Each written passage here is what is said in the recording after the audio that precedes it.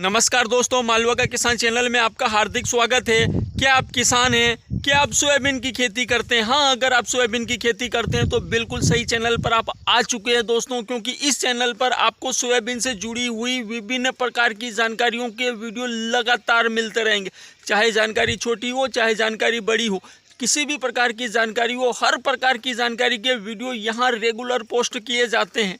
उसके अलावा किसी किसान भाई की अगर कोई समस्या है तो वो कमेंट कर सकते हैं, वो व्हाट्सएप पर मैसेज कर सकते हैं, या इसके अलावा वो कॉल करके संपर्क कर सकते हैं। किसी भी माध्यम से हमसे संपर्क कर सकते हैं और दोस्तों आपके लगभग सारे प्रश्नों के जवाब आपको दिए जाएंगे। मैं और मेरे मालवा क्षेत्र के जो कुछ अनुभवी किसान हैं वो आपकी समस्याओं का समाधान करने की पूरी कोशिश करेंगे।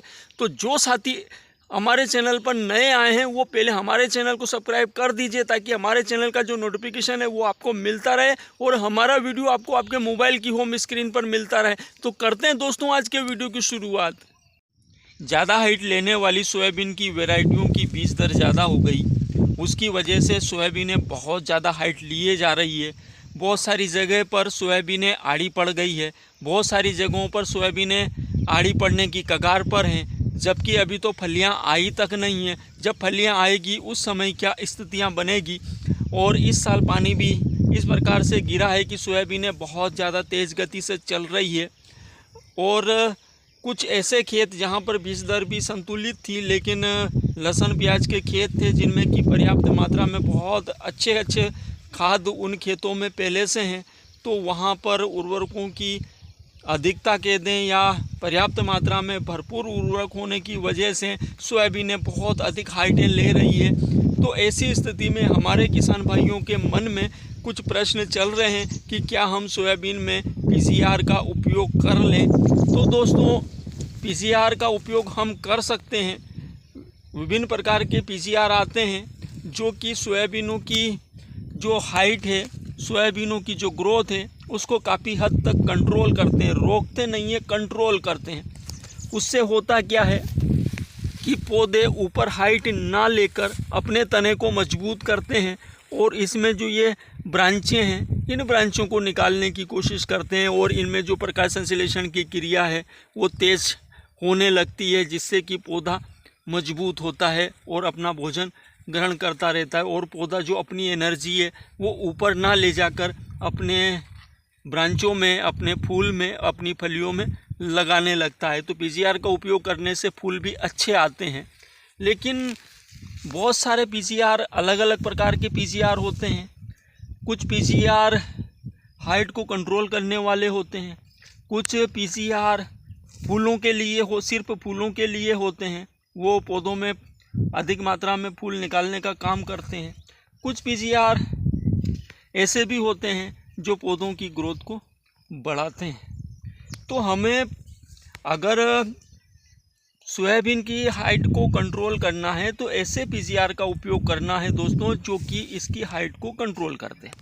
अब आपको किस प्रकार से कंट्रोल करना है कि अगर आपको लगता है कि हाइट अच्छी हो गई है, अब इससे आगे हाइट नहीं बढ़ना चाहिए, तो आप ऐसे पीसीआर का उपयोग करें जो कि इसकी हाइट को तुरंत रोक दे, इस ज़्यादा आगे इसको बढ़ने ना दे। और अगर आपको लगता है कि नहीं, हमें ऐसे पीसीआर देने चाहिए जो कि एकदम से हाइट को ना रोकते हुए धीरे धीरे पौधों की हाइट को रोके और पौधे हमारे हल्की वृद्धि भी करते रहें, चलते रहें, तो आप उस प्रकार के पीसीआर का उपयोग करें। तो इस वीडियो में हम इन्हीं चीज़ों को समझने वाले हैं, लेकिन कुछ गलतियां हमसे अनजाने में हो जाती है, उसका खामियाजा हमें भुगतना पड़ता है। पिछले साल पीसीआर का उपयोग करने से बहुत सारे किसानों के सोयाबीन के जो फूल थे वो ड्रॉप हो गए थे दोस्तों। तो हमें सोयाबीन में पीसीआर का उपयोग कब करना चाहिए, और जिनकी सोयाबीनें आड़ी पड़ गई है, 95-60 तक आड़ी पड़ गई है, 20-34 आड़ी पड़ गई है, जिनकी सोयाबीनें आड़ी पड़ गई है उसमें हमें क्या करना चाहिए, क्या वो फिर से खड़ी होगी। बहुत सारे ऐसे प्रश्न हैं जो किसानों के मन में चल रहे हैं, तो इसी के लिए आज का वीडियो हमारा चल रहा है। हमें पीसीआर का उपयोग फूल आने से पहले करना चाहिए। अगर हम फूलों की स्थिति में, फूलों की अवस्था में पीसीआर का उपयोग करेंगे तो होगा क्या जी कि आप कोई अच्छा बहुत ही इम्पोर्टेंट कार्य कर रहे हैं और उसी समय आपसे को दूसरा काम बता दिया जाए कि आपको वो काम करना है, तो आप या तो वो काम करेंगे या जो आप पहले से अपना इम्पोर्टेंट कार्य कर रहे थे वो करेंगे। दोनों काम तो आप एक साथ नहीं कर पाएंगे। तो यही स्थिति पौधों के साथ होती है। जब ये फूल आ जाते हैं तो ये पौधे क्या करते हैं कि अपनी एनर्जी उन पौधों में, उन फूलों में लगाने की कोशिश करते हैं और उसी समय हम इनकी प्रकाश संश्लेषण क्रिया को तेज करते हैं और इनकी हाइट को रोकने का काम करते हैं। तो उससे होता क्या है कि ये अपनी पूरी एनर्जी इस की हाइट को कंट्रोल करने में लगा देते हैं और उसकी वजह से कहीं ना कहीं फूल ड्रॉप होने की समस्याएं उत्पन्न हो जाती है। हालांकि हमेशा ऐसी स्थितियां निर्मित नहीं होती है दोस्तों। कभी कभी ऐसा भी होता है कि फूलों की स्थिति में भी पीजीआर देने पर जो फूल है वो ड्रॉप नहीं होते हैं, लेकिन कुछ केसों में फूल ड्रॉप होने की समस्याएं आ जाती है। तो अगर आप रिस्क ना लें, क्योंकि अगर आपको पीजीआर देना है तो आप फूलों की अवस्था से पहले दे लीजिए, नहीं तो उसके बाद आप पीजीआर मत दीजिए। केवल ये दो या तीन वैरायटियों को छोड़कर बाकी वैरायटियाँ फूल आने के बाद अपने आप ही कंट्रोल होने लग जाती है। वो अपनी सारी एनर्जी फूलों में लगा देती है। केवल ये GS 2172 और अपनी ये RVSM 1135 ये सोयाबीन क्या करेगी कि फूल आने के बाद भी कुछ दिन तक धीरे धीरे अपनी वृद्धि करती रहेगी। ये ऊपर से शाखाएं, ये इस प्रकार से शाखाएं निकालती रहेगी। नीचे फूल आए होंगे, ऊपर से शाखाएं निकालती रहेगी, ऐसे तिथियां निकलती रहेगी और ये चलती रहेगी। तो ये दो वैरायटियां मुख्य है जो कि समथिंग 55 दिन के 50 से 55 दिन के आसपास तक ये अपनी हाइट धीरे धीरे लेती रहती है।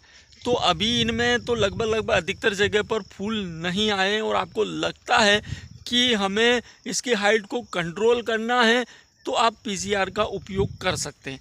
अब जैसे कि कल्टार हो गया, तबोली हो गया, ये पीजीआर चमत्कार हो गया। ये पीजीआर ऐसे हैं जो कि आपकी सोयाबीन की जो हाइट है उसको काफ़ी हद तक एकदम से कंट्रोल करने की कोशिश करते हैं, काफ़ी हद तक ये कंट्रोल कर देते हैं।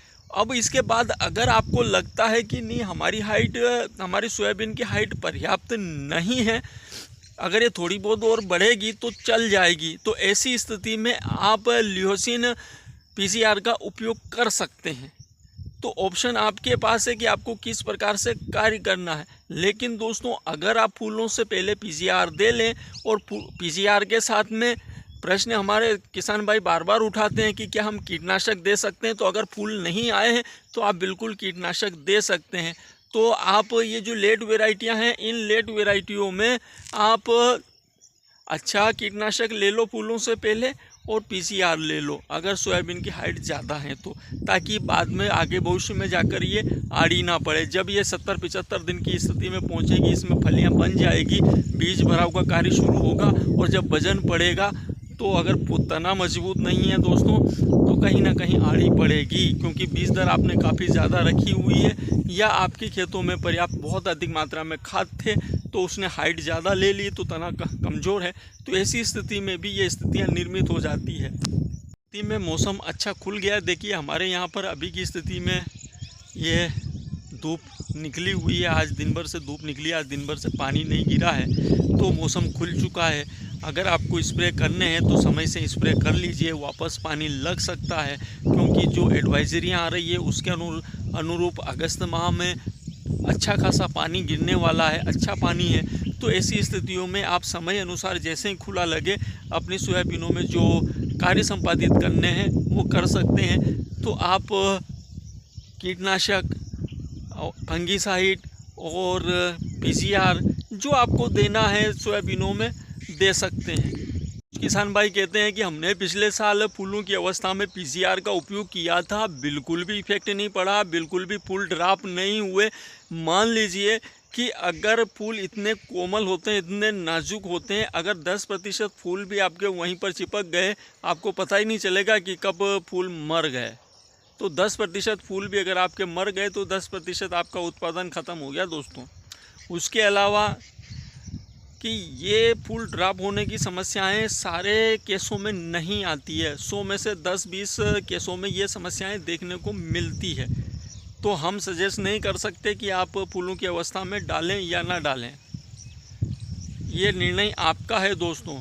हमने आपको अलर्ट कर दिया कि फूलों की अवस्था में आप पीजीआर का उपयोग ना करें। फूलों की अवस्था चालू होने से पहले आप तक पीजीआर का उपयोग कर सकते हैं। इसके अलावा दोस्तों, जिन किसान भाइयों की सोयाबीनें आड़ी पड़ गई हैं और अगर उनमें फूल नहीं आए हैं तो आप उनमें पीजीआर का उपयोग कर लीजिए।